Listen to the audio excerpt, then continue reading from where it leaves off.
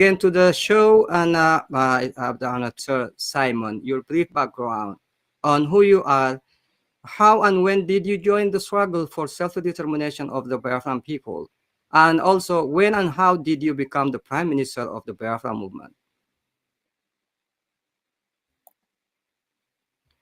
Are you mute? Thank you very much, Mr. Yabu. I'm very happy to be part of this historic moment today, speaking on your channel for the very first time in that side of Africa. My name's Ekba Simon Njoko. I am a Biafran, and I joined the liberation of independent state of Biafra in 2019.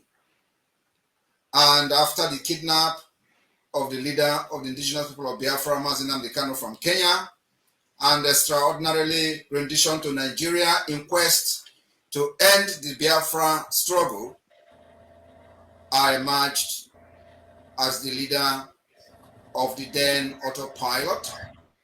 The autopilot movement of the Biafra liberation metamorphosed to the Biafra government in exile and the de facto government in the homeland. And I was elected as the Prime Minister of the Biafra government, both in the homeland and in exile, on the 9th of April 2023. So I have been the Prime Minister of Biafra government since April 2023 to date. Thank you. I think I want to thank you, Mr. Hiyabu, for having us here. And I also want to give the Prime Minister, Simon Akbar, so do independent of the Nigerian government. Thank you very much, Mr. Haibu, for that question.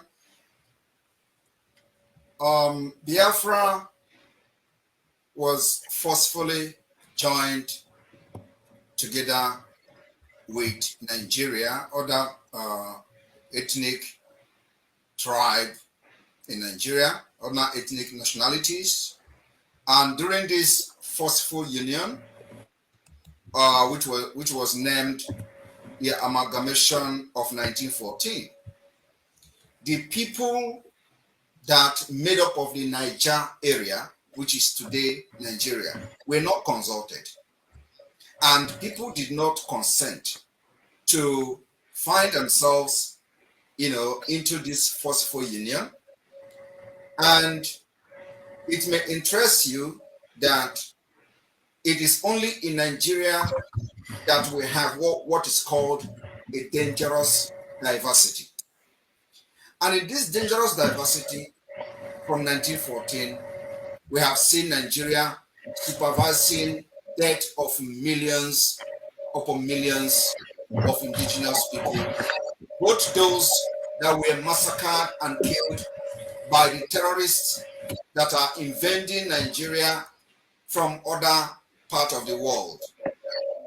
Unchallenged, the history of the northern Nigeria, which was conquered by a man called Usman Dan Fodio, is what they are struggling all the time to replicate in this modern century. So Biafra found themselves in this forceful union with a very dangerous diversity, diversity of culture, diversity of religion, diversity of language, everything. We are pulled apart from each other. Of course, it is not just about this diversity, but also the killings for a particular targeted purpose.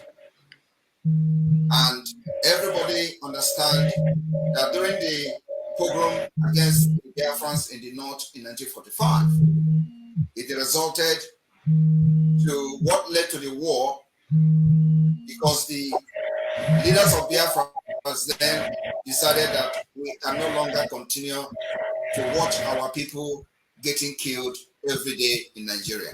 And that led to the declaration of Biafra in 1967. Now, fast forward, after the war of Biafra and Nigeria, the genocide ended, there was something they called Triple R, which was introduced by the then president, military ruler called One. And of course, on that ground and basis, Biafrans lay down their weapons. After that,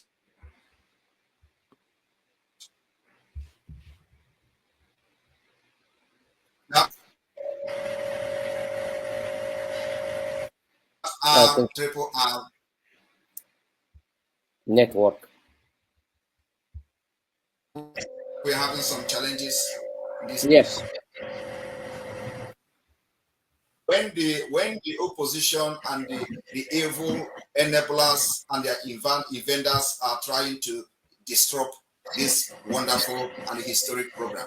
So we are not going to be moved by all the interruption and all that. We will continue to focus on why we are here today. Whenever you stop hearing me, please call my attention. And when I also notice there is a problem on this side, I will also adjust. So going forward, keep the fight on, Mr. President, Prime Minister. Keep the fight going on. Yes, we will continue. Thank you. So going forward, Nigeria today no longer function as a law-governed state capable of resolving its political problem, socio-political problem, the diversity problem, the ethnic crisis, the invention of the jihadist movement all over Nigeria. Nigeria have demonstrated that they are incapable of solving these problems. And so we have witnessed the massacre of people within the Nigeria state. We have witnessed the killings of indigenous people, and these killings is spreading very wide up to now to the southern part of Nigeria. And of course, these terrorists are struggling also to invade Biafra land. And they are being backed by the Nigeria state. As we see today, the Nigeria government is being controlled by these extremists. And then, of course, the Biafra people are completely different people from different background, different ethnic nationality, different religions, and all that. So we decided that we will not rely on Nigeria protection, otherwise the original plan of a man called Usman Danfodio will come to fruition. Biafra decided that we are going to take this upon ourselves, as the leaders of the Biafra in the 60s have created the awareness and of course try to defend Biafrans that are getting killed all over Nigeria. And of course that particular attempt failed in what we see as a genocide. Nigeria have not been tried in any court for the starvation of Biafrans and the war crime against Biafra people. Today, Nigeria security agents are all infiltrated by Boko Haram and other terrorist groups. And these terrorists are being sent to different parts of Nigeria, either to directly attack and enable the conquest of other ethnic nationalities, or they are going to be there to supervise and share the terrorists while they sack villages and communities. On a daily basis, we witness hundreds and hundreds of people getting killed, many kidnapped for ransom, and Nigeria government does nothing about these crimes every day. So the Biafra government, both in the homeland and in exile, has taken up the responsibility for defending Biafra people, providing the security that Nigeria has failed to provide. And of course, in this particular quest for our freedom, we decided to use multidimensional approach because we know the complexity of a fight like this, especially in a globalization where all the political correctness, people who believe in political correctness are in power. You will see where people are getting massacred and you overlook it, or you want to use a soft word to either defend the perpetrators or to ask the victims to calm down and obey law and order. How can you be asking somebody to obey law and order where there is no law and order? If there is no law and order, if there is any law and order in Nigeria where we will be, asked to calm down and wait for law enforcement to take its course, you will not have people killed in the first place. The people who are supposed to enforce the law are the people that are killing. And they have become the terrorists because they have been infiltrated. The commanders, generals in the army are all affiliated to Boko Haram and Islamic jihadist movement. So Nigeria started as a secular state from 1960. It was called a secular state. Secular state in the sense that there is no official religion, there is no official language and all that, only language that ethnically, like dialect, and all that the general language, accepted language and official language become English. Today, as I speak to you, Nigeria from the back door have adopted the Islamic Sharia law without referendum. That secular state has disappeared to the blue moon.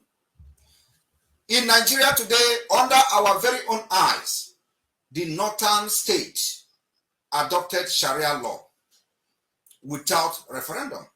Because in that northern state, you have people who are not Muslims, people who migrated from other parts of Nigeria to the northern state, and they are not Muslims. And during the time they were migrating, Nigeria constitution says secular state. And today, they found themselves in an extreme Islamic Sharia state, where their heads are being cut off, where they are stoning them to death at any provocation, where the people who don't even know anything about the religion are being stoned to death. And of course, those that are made open, we'll talk about it. One of the recent one is a lady called Deborah. Deborah is not a Muslim. She's a Christian. She was accused of blasphemy, even when she's not part of their religious movement. She was stoned to death. We are not against Muslims. We are friends of Muslims. We have Muslim friends all over the world. But what we are saying is that let live and let live. If you must have a Sharia in Nigeria, and those people who have agreed to have a Sharia law in their state, they can have their independence. Not necessarily deceiving the people in the sense that they are in Nigeria, where you have a secular state, only for them to realize that if they talk anything against their religion, they're going to get killed and stoned to death. And they are still living in that delusional state of a secular state. Today, Nigeria is being recognized by the United Kingdom as one of the Islamic state. That was the exact word that Macron used, that Nigeria, an Islamic state, was one of those countries that were negotiating the ceasefire with Israel and Palestine. And of course, supporting the killing of Israel, the invasion of Hamas against Israel territory, which recorded killings and abduction of innocent women and children. Now, again, the dangerous diversity is this. While Nigeria will go to the UN General Assembly to vote and support the state of Palestine, they kill us with guns just for coming out to protest and say that we are ready to also have an independent state.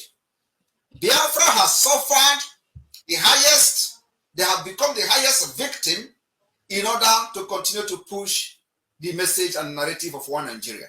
We lost 3 million children, not to burn, not to bomb, but to starvation.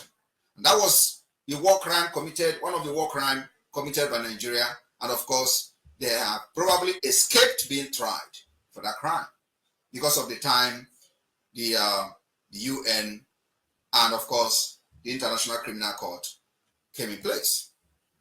Having said that, it is not enough that after these 3 million children died, today we are facing times 1,000 of what led to the war that supervised the death of over 3 million. Is it not reasonable for the entire globe, the entire world, those who participated in forcing Biafrans and killing Biafrans and advising Nigeria on how to do blockade over Biafra. Are they not ashamed of themselves today that the Nigeria they cherished and loved so much has collapsed? Nigeria has no other thing to do other than to kill, to lie, involve in international crime, fraud, internet cyber crime, and what have you. Terrorism is on the high rise. Internet fraud is on the high rise. Everybody in Nigeria, if you are not involved in war crime or the other, you will never survive. So Nigeria breeds criminals. And because some of us who have come this far to know how to build a state and make a society a better one, we have risen up to say we will end this particular subjugation of our people, making sure that we do not excel, making sure that we don't develop ourselves, and the only way that we can come out of this subjugation is to have our independent state of Biafra. And I want to make it very clear that we are not declaring independent state of Biafra. Rather, we are restoring the already declared independence. It was declared in 1967. So we have a history. And today, everyone have seen the nosedive Nigeria, how Nigeria is nosediving. And we are not the only country or the only nation that are following this path. It may also interest you that Lithuania, who is one of the powerful countries today in this part of Europe, was also facing similar thing in the past before they actually declared their independence. So the declaration of the Lithuania was actually the restoration of an independent state which they initially proclaimed in a relatively recent past as a then. And Lithuania redeclared the restoration of their independence. And that's exactly one of the paths the Biafrans are following today. We will issue a declaration to restore our lost independence, which was declared in 1967. And then also a similar proclamation was made by a nation called Sahawari. I don't know how many of you know this nation called Sahrawi, the Arab Democratic Republic of Sahrawi in Western Sahara. Their proclamation of the 1976 is exact thing that the Biafra, of course, almost the same thing that Biafra are following today. In this region, in this country, their liberation witness, at least, they took over some portion of their territory and Morocco controlled the rest. And those areas where they are controlling, where they are very strong, is called a free zone. So people should understand that if there is no event, there is no history. You have to create the solution that suits your problem. And what we are doing today is the combination of many process, of many procedure, of many pathway to freedom. Because Nigeria is a complex state, especially with vested interests of the world powers. So what we are trying to do is to profile the solution to the, imagining an upsurge of terrorists from Africa. We imagining as a nation will prevent this upsurge of terrorists. And the emergence of Biafra as an independent state will also restore peace and a lasting peace in the Sahel region. This is a fact. With the way this whole thing is going today, there is a need for Biafra to emerge so that the West and those who believe in civilization will have real alliance in Africa. As it stands today, there is no real alliance in Africa. And what I do not believe is when they say the Western influence. There is nothing like that in our own ideology. What we have is civilization influence. And we are embracing civilization, and civilization we will embrace. We continue to follow the path of civilization because that's exactly the pathway to a better society. Nigeria today has opened what they call Center for Eradication of Innovation. Innovation is part of civilization, and they are eradicating it. So we have different ideology, different belief. Everything is different. Everything is pulled apart. So the only way we can develop ourselves, attain our potentials, is to govern ourselves in the name of self-determination. So this is the reason we are saying that the world must listen to us now.